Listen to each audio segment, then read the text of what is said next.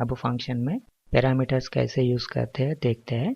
इसके लिए दो इंटीजर वैल्यू को ऐड करने का फंक्शन लिखते हैं। पहले फंक्शन प्रोटोटाइप को मेन के ऊपर डिक्लेयर करना है। void function name add open bracket. हम जितना पैरामीटर्स को फंक्शन में पास करना है उतना डाटा टाइप्स को यहाँ देना है। हम दो इंटीजर पैरामीटर्स को पास करना है, इसलिए int कमा int next closing bracket semicolon. Main के बाद फंक्शन को डिफाइन करना है void add ओपन ब्रैकेट। यहाँ दो इंटीजर पैरामीटर्स को फंक्शन में पास कर रहा है, इसीलिए उसका वेरिएबल्स के साथ इसमें देना है। तब int a कमा int b closing bracket. Prototype declare करते समय डाटा टाइप देना है।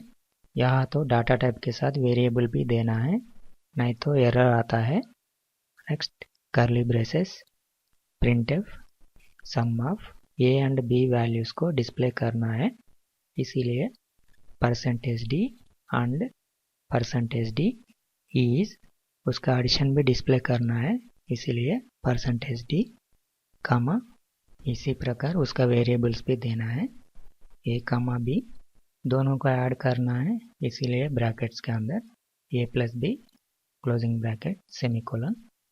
नेक्स्ट मेन में फंक्शन को कॉल करते उसका पैरामीटर्स को देना है add brackets 10 comma 20 semicolon.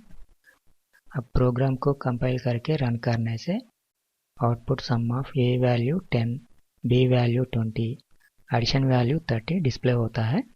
Add function में एडिशन को डायरेक्टली दिया है, उसके बजाय वेरिएबल को असाइन करके देते हैं।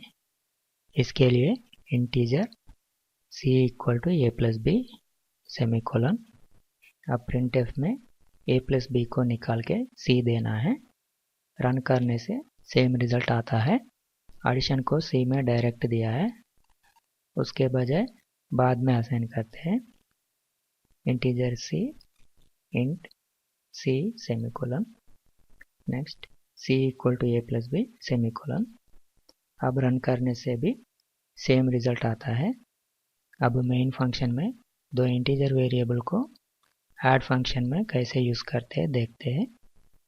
पहले दो वेरिएबल को डिक्लेयर करना है int num1 comma num2 semicolon. num1 equal to 100 semicolon, num2 equal to 200 semicolon. Add 10 20 बाद ऐड ब्रैकेट्स के अंदर num1 कामा num2 सेमीकोलन। अब रन करने से 10 कामा 20 एडिशन डिस्प्ले होता है और num1 num2 एडिशन भी डिस्प्ले होता है। ऐड num1 num2 फंक्शन को ऐड 10 20 के पहले कॉपी करते हैं। अब रन करने से फंक्शन में जो पैरामीटर्स पास कर रहा है उसका अनुसार से वैल्यूज डिस्प्ले होता है।